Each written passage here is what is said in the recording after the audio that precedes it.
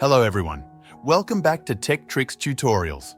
In today's video, I will show you how to set up a custom lock screen in iOS 18.1.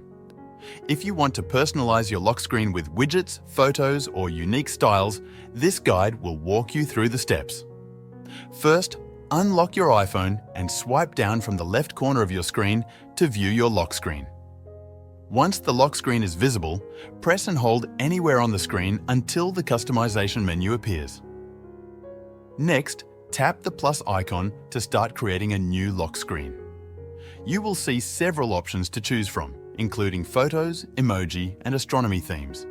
You can select a wallpaper from your photo gallery or pick one of Apple's featured styles. Use the preview to see how the wallpaper will look on your lock screen before finalizing your choice. After selecting your wallpaper, look for the Add Widgets box located below the clock. Tap on it to add widgets to your lock screen.